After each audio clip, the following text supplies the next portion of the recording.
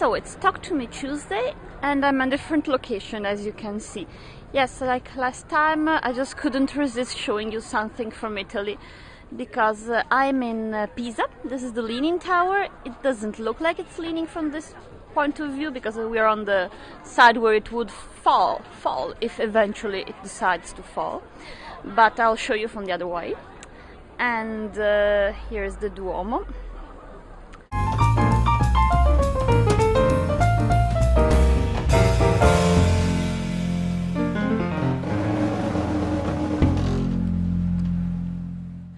So after the small interlude about Pisa and the wonderful mosaics that I wanted to show you, because they are really pieces of patchwork made on the floor before we even thought that patchwork could be an interesting way of dividing things up, we are back in Trieste. And by the way, today it's snowing also, and there's the famous Trieste wind that it's something about like it can reach 130 kilometers per hour.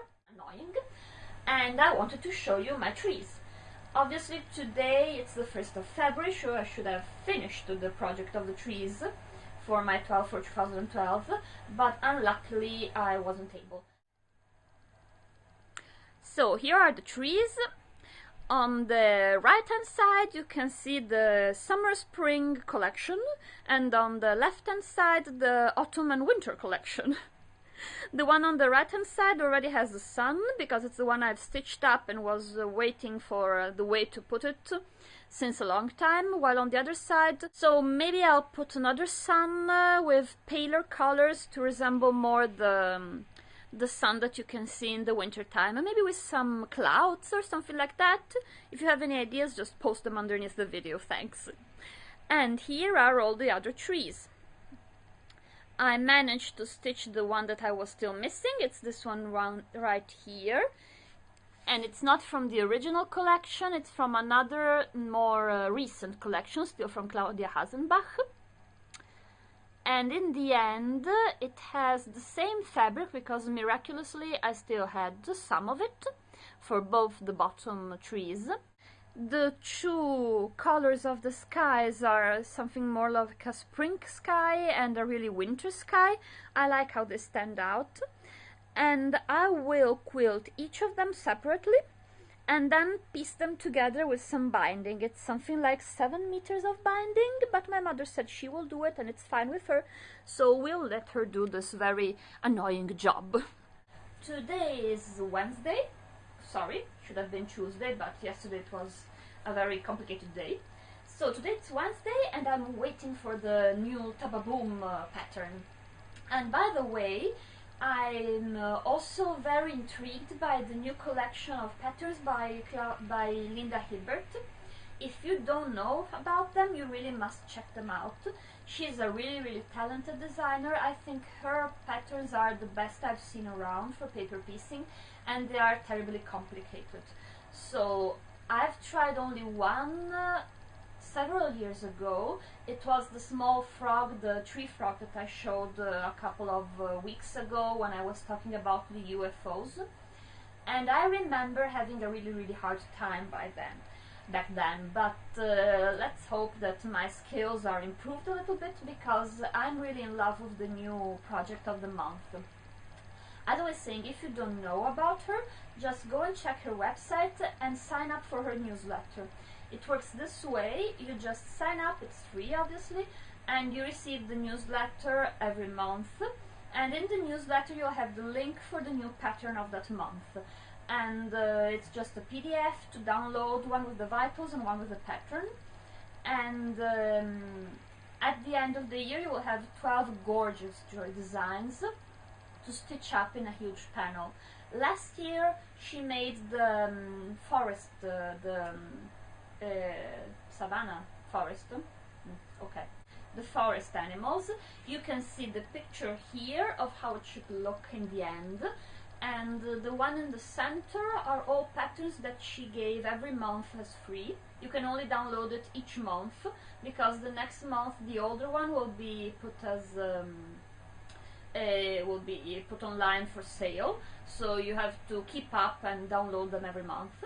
And while the one on the side, the gorgeous panther and the incredible looking tiger eyes, are sold by itself. So if you want to buy them, you can have them each by itself, or you can sign up for her block of the month subscription, and in that case you will receive the fabrics, and she has really a wonderful taste for these wonderful batiks. And I would love to subscribe, but the postal services from US to Italy are getting worse and worse. So I'll have to go with the fabrics I can find here. And here she's doing the seagulls and the frigates. I hope this is the English name, fregata in Italian. And these are the first blocks of the months for her new sea panel. And believe me, it's really worth at least subscribing and downloading the free patterns. Then, what else should I tell you? About my Angry Birds pattern, I was very happy to see 3 new projects made from my patterns. One is from an Italian girl, here it is, her name is Carlotta, and she made a small mug rug. And she was so kind as to write to me to tell me that she made the pattern out and she was very happy about it. And the other 2 here and there are 2 small, one is a panel with all 4 of the birds, while one is still only the first one. I don't know what she plans to do in the future. And these are American girls, and Jennifer placed the photos on the blog of Fandom in Stitches, and this is how I saw them. I saw that both these ladies decided to stitch up the red Angry Bird without the background, the red background. When I draw the first one, I wanted to have all of them with the background with the same color as the bird.